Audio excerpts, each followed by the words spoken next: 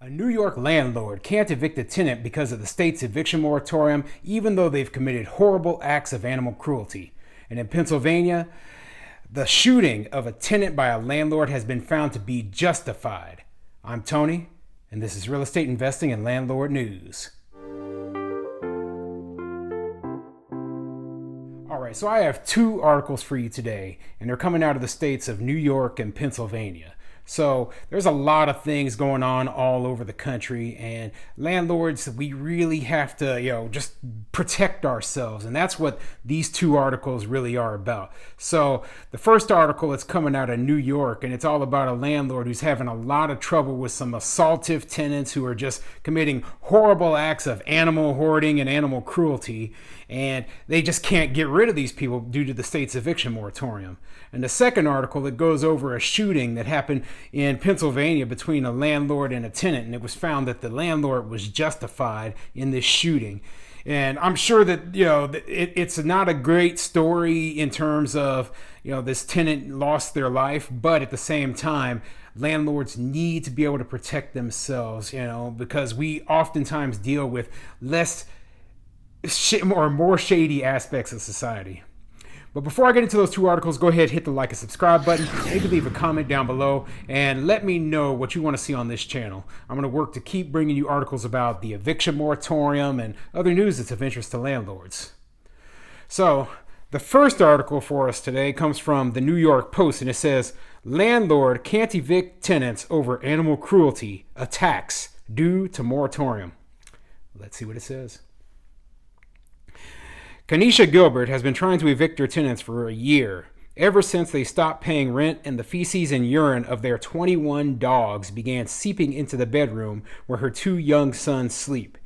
But her efforts have been stymied by the state's moratorium on evictions, which Gilbert, 40, and her husband, Roger Charles, 48, now believe is actually endangering their lives. Last week, Gilbert, a Brooklyn gynecologist, and Charles, an interior decorator, were allegedly attacked by their angry tenants after they called police to investigate the squalid conditions in which the tenants kept an increasing number of dogs.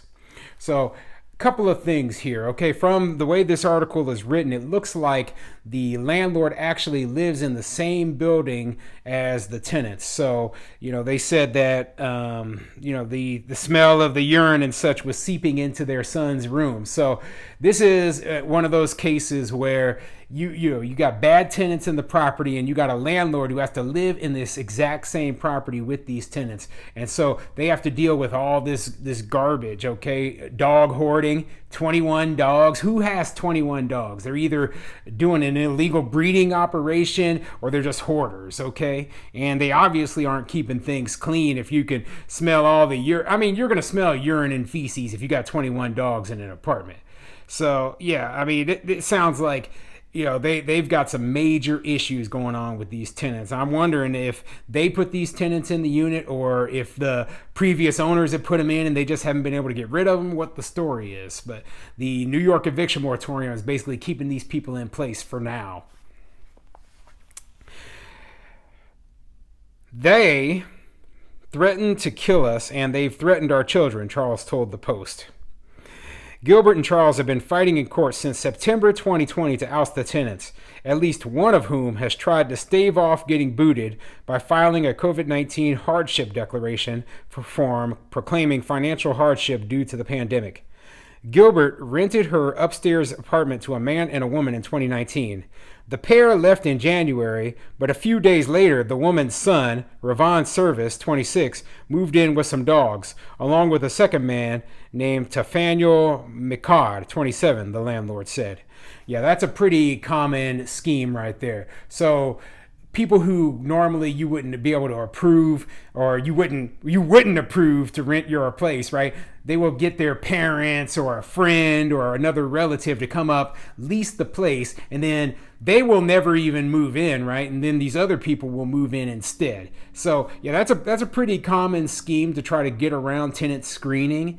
One of the things that you might want to check, when you're doing this sort of thing is, hey, let me, do even more thorough background checks. Let me go even further. Let me really make sure that these people want to live inside this unit and they're not just trying to scam me, because this is the kind of situation that can occur. And it's unfortunate that these landlords are having to deal with it, but this is a possibility for sure. Now, let's see what else this article says. Soon, the number of dogs increased and the conditions worsened, recalled the couple. The canines lived in cages on the second floor rental property, Charles told the Post. The fed up couple made multiple calls to 311, local officials, the city health department, and the ASPCA. And it looks like they got pictures in here of the kennels and of the dogs, so I'll throw them up on the screen over here so that you can see exactly what this apartment looked like. It's a mess. Oh man, talk about crazy. And wow, they even have a before and after of what the place looked like before when they had it all cleaned up and ready for the tenants, and then after when these people came in there and trashed it. Nobody's doing nothing for us, said Charles, adding the tenants called the children names and they keep coming back to live. We can't stop them. The violence came several hours after the NYPD's Animal Cruelty Investigation Squad took away the dogs and arrested Service and McCod, who were in the rental apartment Thursday, the couple said. Service was released on a desk appearance ticket, then returned to the house and was one of 4 people who allegedly attacked Gilbert and Charles, the couple said. So yeah, this is an unfortunate consequence, okay? These people, you call the police on them, right, for doing obvious criminal activity. They get arrested, and then they're mad, so they're gonna come and they attack these people. And they live in the same building, so they can't get away from these people. That's why, these eviction moratoriums, they never even thought about the situations that a lot of these landlords are going through. They never thought about, hey, not every landlord is some big, corporation, living off in some mansion somewhere. A lot of these landlords live in the buildings with these tenants that they can't get rid of. They have to see these people every day. They want protection. They want safety in their own home, and they can't even get it. And they can't get rid of these people who, just attacked them and trashed their place. They just can't get rid of them. And New York State, oh my goodness. I mean, I wouldn't even own a rental property there. I wouldn't rent it out. They probably couldn't afford the place without renting it out. That's the only bad part, because the place is so expensive. But man, I mean, this is an absolutely crazy story, and I absolutely hate hearing a situation like this. I'm hoping that there's some sort of exception or something that they can use to get these people out of there.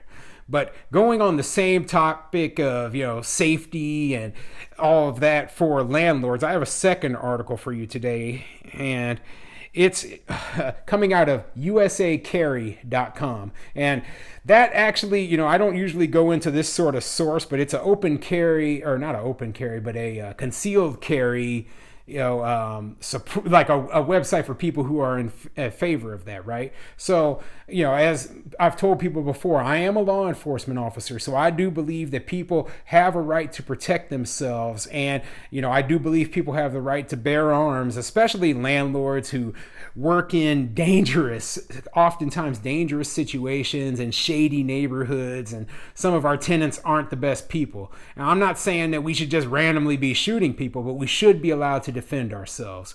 So this article comes from usacarry.com, and it says, landlord with concealed carry permit justified in fatally shooting tenant. Let's see what it says. A landlord in Washington County, Pennsylvania, who fatally shot his tenant will not face charges, as the district attorney has determined he was justified in doing so. The landlord shot and killed his tenant, 36-year-old Leonard Williams Jr., after initially posting Williams' property in arrears. According to authorities, Williams then threw the notice on the ground and followed the landlord to his vehicle while fighting and threatening him. Williams also tried to get into the landlord's vehicle, and the fight continued over a struggle for control over the driver's door.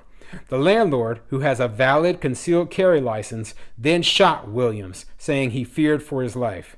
And yeah, it sounds pretty, open and shut right there, okay? So Obviously, there are going to be tenants who are not happy about getting eviction notices or being asked to even pay the rent. Okay, that's just the way it is. We try to go about doing things as professionally as possible. That's why a lot of the times I will just go ahead and hire a lawyer and have my property manager and everyone else except for me take care of this sort of issue, because I don't want to go up to a tenant and get into a physical altercation. This is all professional. I'm trying to do this as reasonably as possible. I don't want any emotions involved. I just want this to happen. And I know that this can be very traumatic for a tenant, okay? And that's why you hear about these violent incidents occurring. And unfortunately, this time, this tenant lost their life. And I'm not saying that I want to go out there and shoot tenants. No, I'm just saying that this landlord had to protect themselves, and this tenant obviously was very, very upset about this and was attacking this landlord. So the district attorney found that they were justified in doing so. So, for the landlords out there right now who do, a lot of the stuff, a lot of the work on themselves, and they interact with the tenants themselves, just be careful, okay? Recently, a landlord here in Omaha lost their life after a tenant shot him, and it's very, very dangerous out there for us. Okay, we work in dangerous neighborhoods. Oftentimes we work with very questionable people, and I just want everyone to be safe. So stay vigilant, protect yourself, and do whatever you do to make sure that you see another day.